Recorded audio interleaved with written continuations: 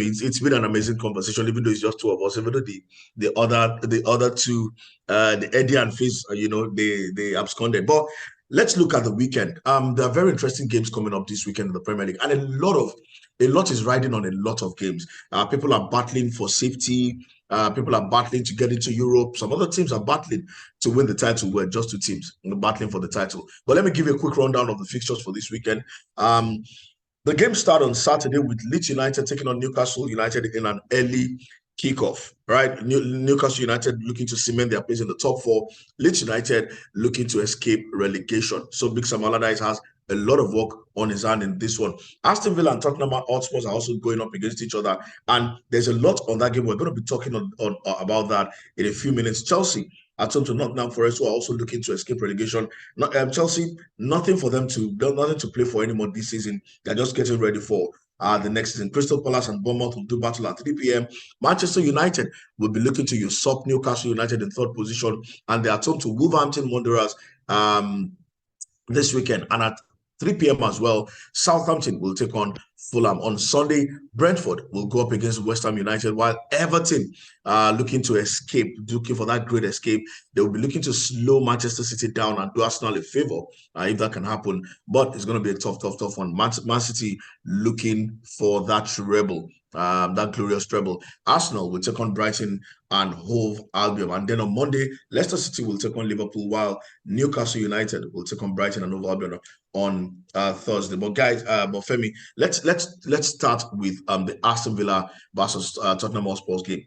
Two sides looking to find their way, crawl their way into European football this season.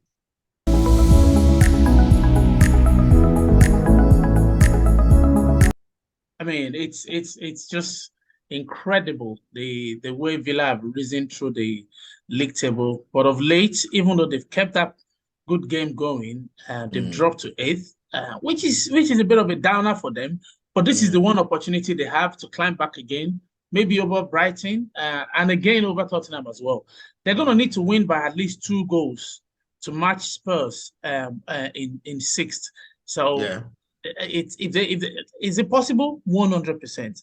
Villa have shown that they're capable of winning big games this season, but also I worry for them that Tottenham will not want to lose that position. I mean, Spurs still have a very, very, very minimal chance, a very slim chance of getting into the top 4.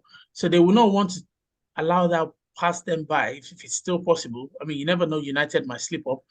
Newcastle are too far from them. But maybe United might slip up and they might get a chance on United. Liverpool as well, of course, are trying to close the gap on United as well, just 1 point between them. So Spurs have a lot to play for, but Villa have shown themselves capable of turning up when it matters, and they did it against Newcastle. So, yes, that's going to be the most interesting game of the weekend in terms of the quality of the two teams on display. Especially the difficulty for the two teams. It's a 50-50 game, I believe. It's the one game that I know you can't call anywhere at all. The Spurs have that quality, but also Villa have shown themselves capable. So, if you want me to predict, I'm open to it. But if you let me you're predicting. No, you can't. You must predict. You must predict. I mean, it's the advantage for Villa is that they are at home, and at home they can actually get that Villa Park faithful, get the Villa Park faithful to get behind them.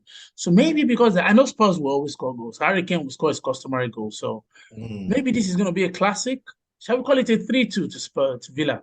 Maybe 3-2 to Villa, I'm thinking.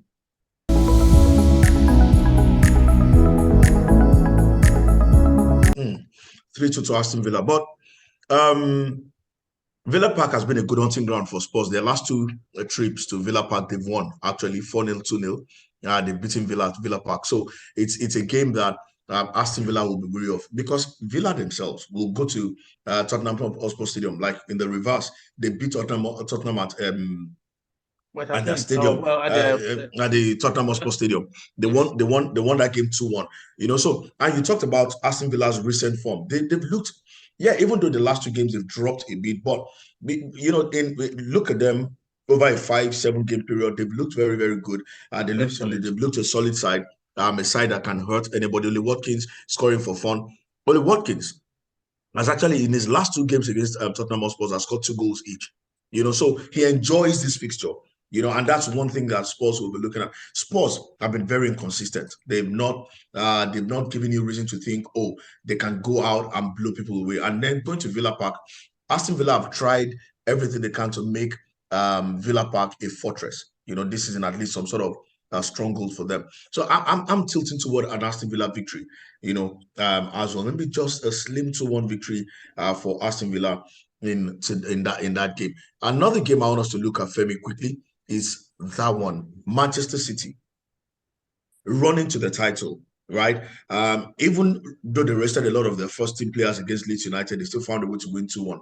Now they are away at Everton. Everton, on their part, they are looking to save their season. They don't want to go down for any reason. They've lost a lot of games. In their last 5 games, they've lost 2. They lost to Newcastle at home. They lost to Fulham at home. But they drew away at Crystal Palace, drew away at Leicester City, and then away at Brighton. Nobody saw that coming. They absolutely outplayed, outthought, outmaneuvered, out everything Brighton, putting 5 goals past by Brighton. Could Everton be the team to slow City down?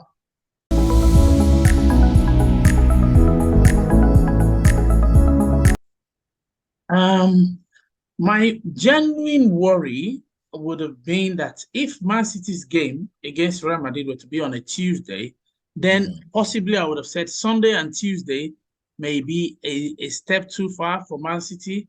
But they just got lucky that they're playing on Sunday afternoon and they don't play until late on Sunday, and it's a home game against Real Madrid. So maybe there is an advantage for them there that they get a clear 48, almost 72 hours recovery before they play Man City, before they play Real Madrid. So Everton, are they capable at home? They are, but Man City have won the last 4 games away at so it's a happy hunting ground for very, very happy one for City. But also you have to look at the season this year. I mean, we talked about Villa, that Spurs have won away there the last 2 times, but it's a different Villa now, isn't it? So you've got to look at the team and say, even Arsenal, we've lost at Spurs very, very often. We even lost at Newcastle last season, but this season we won there at both grounds. So sometimes the team you're thinking of is not necessarily the team you're playing against, because there's history, but there's also the present.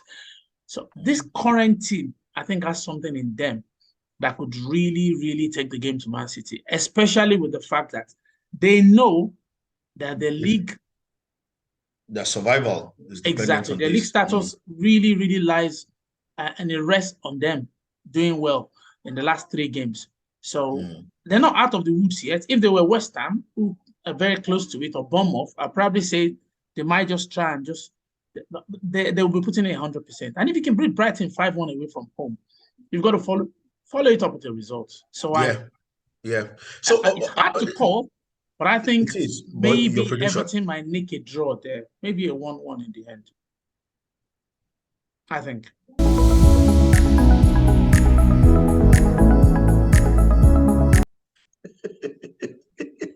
Everton to nick a draw. Okay, but the last time Everton won against Manchester City at home was in 2017, and it was a Sunday game as well. And that was the last time they played on a Sunday.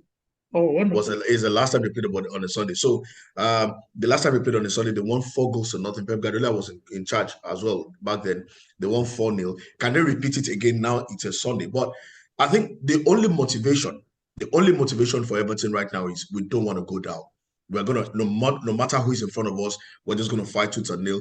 Alex Iwobi has been absolutely brilliant. In recent weeks, he's been like the main instigator for Everton in that middle, and he will need to be on top of his game. He will need to outshine De Bruyne or Gundogan or whoever plays in that midfield. He will need to find a way to outwit Rodri, who's definitely going to play on John Stones in that midfield, and that's central defensive midfield position. So it's going to be a tough one, but I'm thinking City will nick this one again. 2-1 City win this one.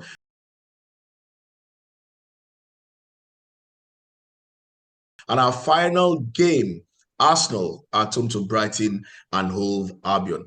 Brighton also wants to play Europe next season, and they're going to continue to do everything they can to remain out there. But then, Arsenal, Brighton has been one of those teams in recent years or in the last 2 seasons that they've been some sort of problem for Arsenal. But this season, Arsenal have changed a lot of that. A lot of teams that you talked about Newcastle, you talked about Tottenham Hotspurs, and Arsenal going to their grounds to get results. Arsenal picking, I think, 6 points against both sides and all of that. So against Brighton and Hove Albion, one of the biggest problems I think Brighton always have against a lot of teams that like to play possession football, and which was something that Everton did. I didn't think Everton had that in them, keeping the ball and making sure they do those quick counter attacks and all of that against Brighton. For Arsenal, with Martinelli and Saka or whoever plays instead of, because I'm hoping Saka will get some rest, but with whoever plays, possession and quick counter attack, quick transition is going to be a problem for Brighton, a big problem for Brighton. And I'm going to start off the prediction. I think Arsenal will win this one 3-1.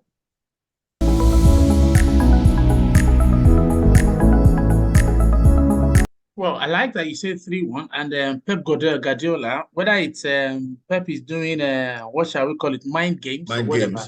He thinks Arsenal would definitely, that was the word he used. He said he thinks Arsenal would definitely win the last 3 games of the season. I mean, if we want to win the league or if we want to put pressure on City, we've got to win that game anyway. So thankfully, we've got the team, we've got the momentum again. We've won our last 2 games that were supposed to be very tough games. So can we do it? Yes, 100% against Brighton at home. And going back to the idea of Man City, Pep was complaining that they're playing on Sunday and then playing on Wednesday. I don't understand why it's 72 hours and you're mourning. He wanted to play on a Saturday. Now, if you play on a Saturday, he said Real Madrid play on a Saturday, so they get an extra 24 hours rest. In football terms, 72 hours is a long time for you to recover enough. So maybe he's already put a mental block on themselves, and that could be something that Everton could use against them and could play into the hands of Arsenal. Let's hope and that's why Arsenal have to do a job against Brighton. We've just got to go and focus and go and get that game done, because it's on Sunday as well, so you don't have much time to start to think about it after Man City would have played at 2:00. So get the game going, do the job against Brighton. Brighton are too good a team for me to beat 3-1.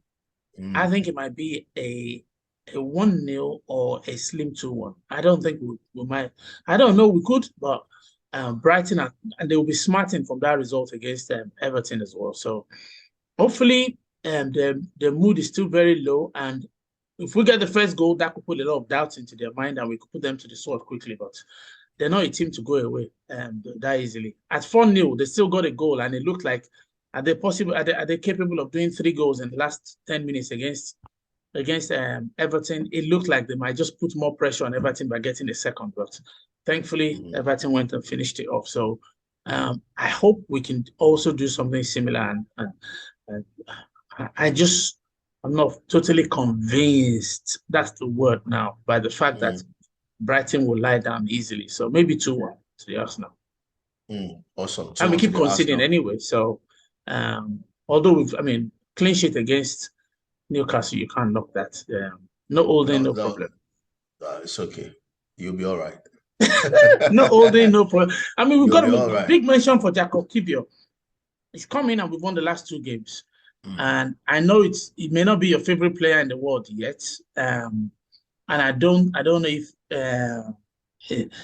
it's hard to tell why the team is just coming to form without. It's not hard. It's not hard. You guys just don't want to look beyond scapegoating.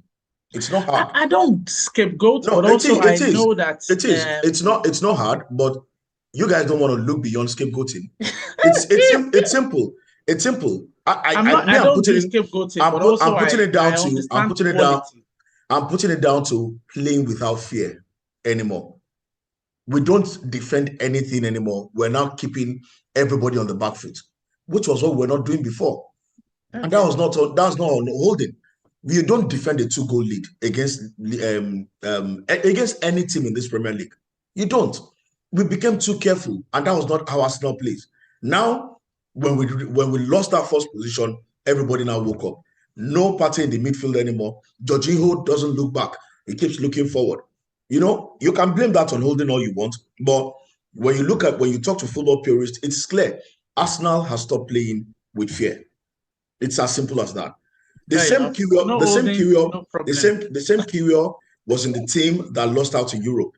Just in I case love you've you, Kali. forgotten. It's fine. Nah, But no it's holding, no problem. it's okay. It's okay. You all will be all right. You all will be all right.